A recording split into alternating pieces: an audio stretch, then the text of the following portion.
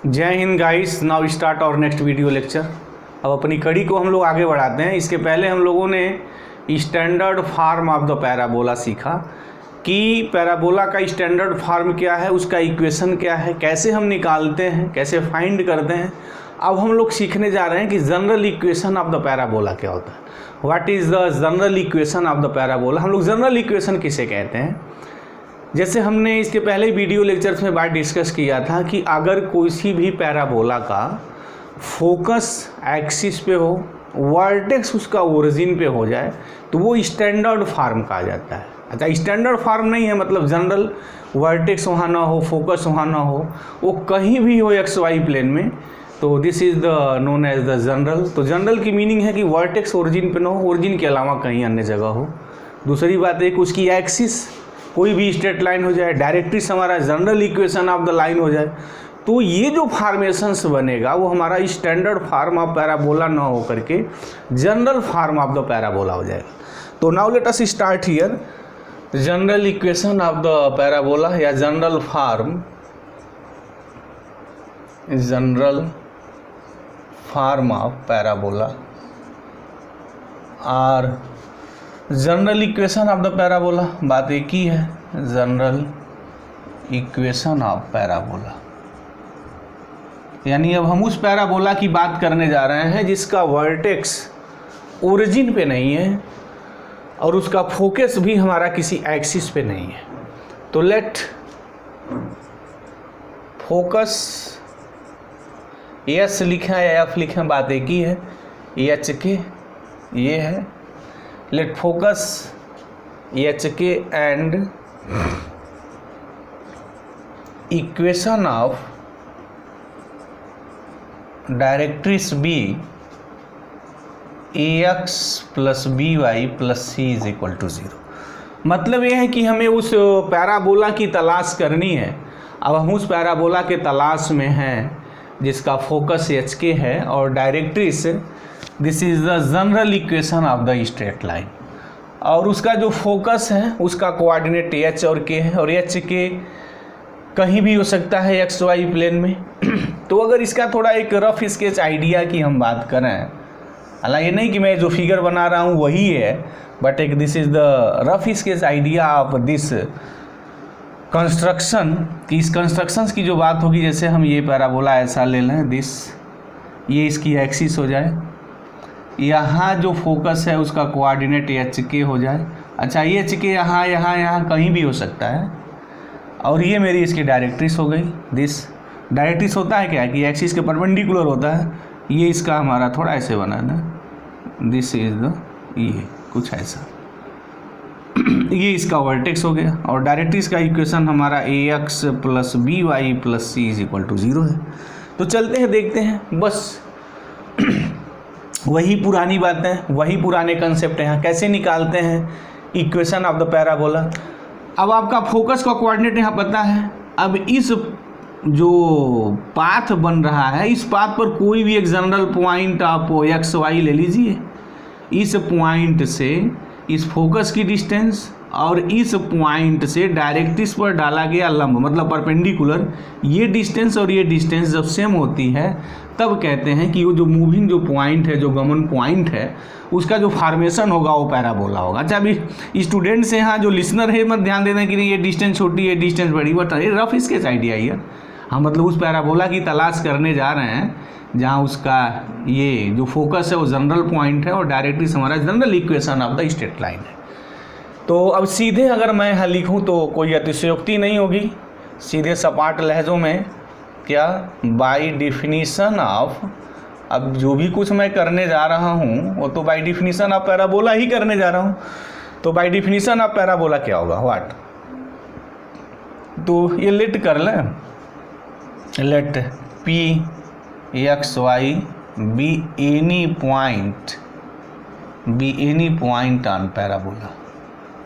Parabola पर कोई point है, तो बाय डिफिनीशन ऑफ पैराबोला क्या होगा कि फोकस से उस पॉइंट के बीच की डिस्टेंस, मीनिंग कि x minus h whole square plus y minus k square, ये हो गया डिस्टेंस। अभी अंडर रूट हो जाएगा, इज इक्वल टू क्या होता है, इस पॉइंट से इस डायरेक्ट्रिक्स पे परपेंडिकुलर, तो परपेंडिकुलर डिस्टेंस का फार्मूला वही है ax1 plus by1 plus c upon under root a square plus b square. आ जाइए अब इस फार्मूले पे।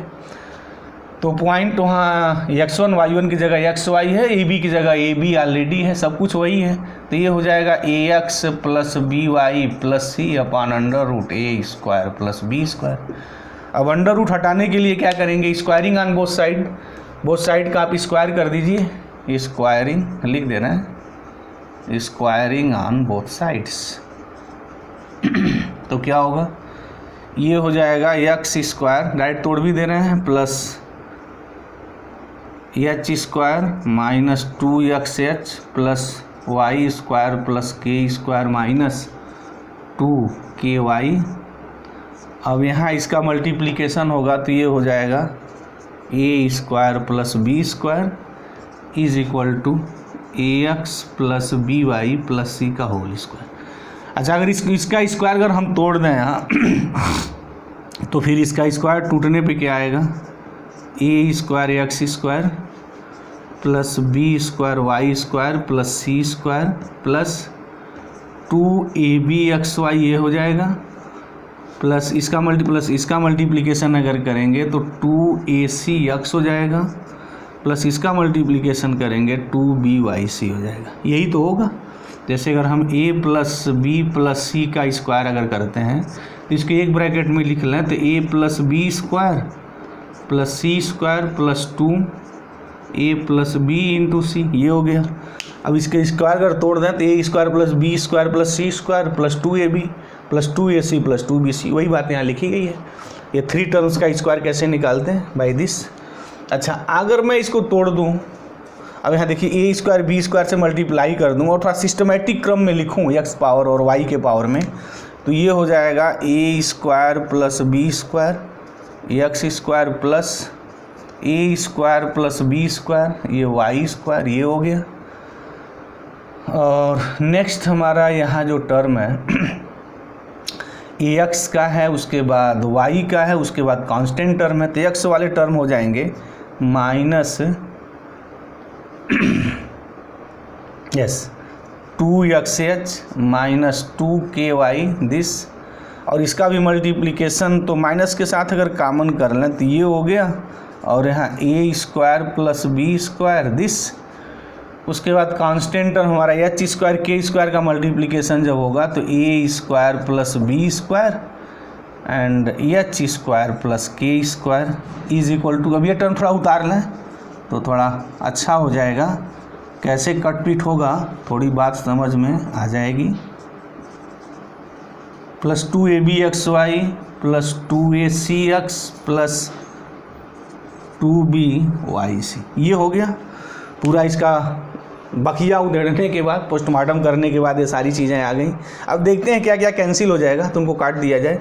जैसे a स्क्वायर एक्स स्क्वायर यहाँ है, अब इसको अगर मैं खोल दूँ तो यहाँ a स्क्वायर एक्स स्क्वायर आएगा, तो ये जो a स्क्वायर एक्स स्क्वायर है this a square x square इस a स्क्वायर से कैंसिल हो जाएगा, तो सिंपली यहाँ b स्क्वायर एक्स स्क्वायर बचेगा।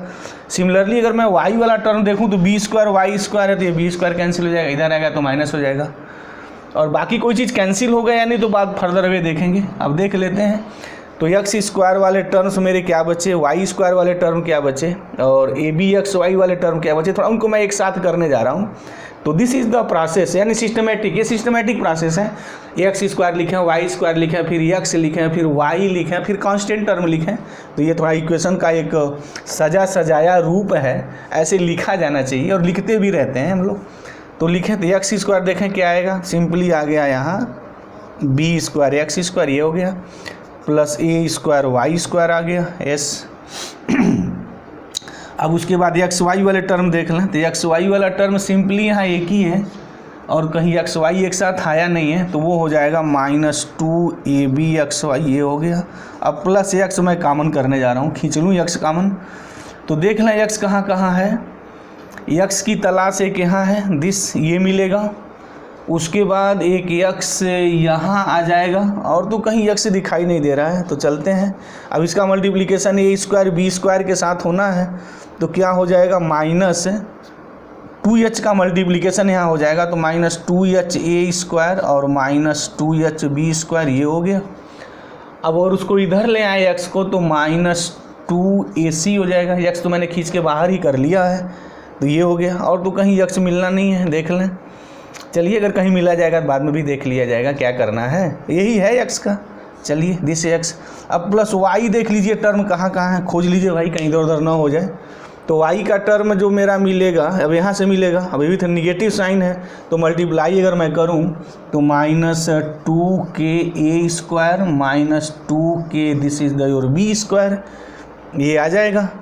उसके बाद y एक वहाँ मिलेगा, दिस सिमिलर टर्म मिलना है। ओहो कितना अच्छा लग रहा है, 2b, यहाँ c मिलेगा, यहाँ -2ac मिलेगा, y हो गया। उसके बाद प्लस जो भी कुछ हो रहा है कांस्टेंट टर्म ले लें, तो कांस्टेंट टर्म ये है तो थोड़ा उसको मैं ये ब्रैकेट यूँ बना दूँ, क्या है भाई, a² + b² और h² + k², दिस ये हो गया। उसके बाद जहाँ x और y नहीं है तो यहाँ भी नहीं है तो उधर जाएगा तो ये -c², और तो कोई टर्म बचेगा नहीं, बस यही दिखाई दे रहा है।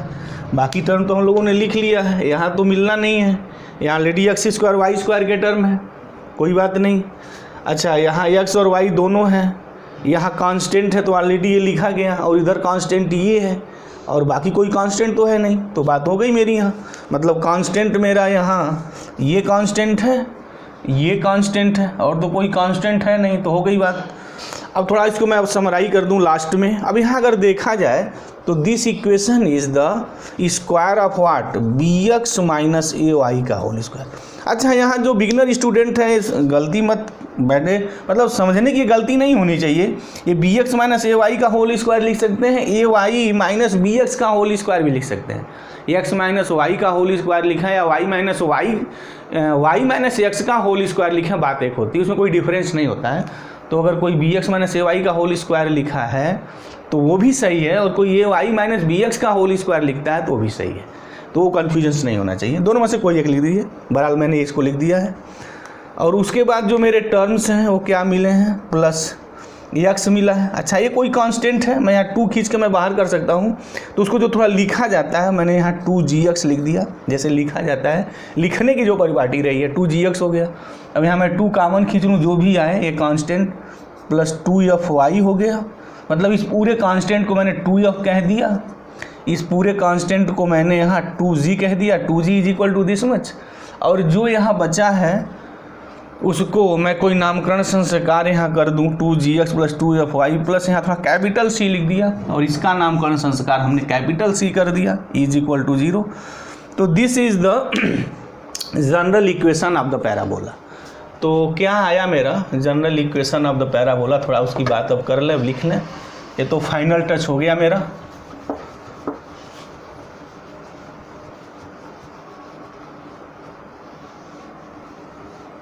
तो what is the general equation of the parabola, अगर वो बात लिखी जाए तो वो ये हो गया, bx - ay whole square plus 2gx plus 2fy plus some constant c = 0। This is what, this is, इसी को हम लोग कहते हैं जनरल फॉर्म और जनरल इक्वेशन ऑफ पैराबोला। बात एक ही है, जो आपको इच्छा लगे लिख लीजिए। तो this is the general form of the parabola, ये general form of the parabola है।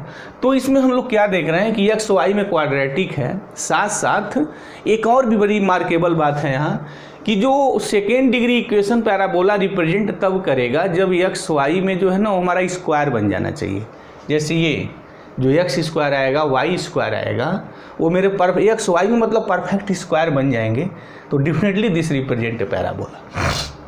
अच्छा सेकेंड डिग्री इक्वेशंस हमारा वो सर्किल कब रिप्रेजेंट करता है, तो सर्किल के लिए कंडीशंस थी x² plus y² plus 2gx plus 2fy plus c0, इस फार्म का होना चाहिए कोई भी इक्वेशन।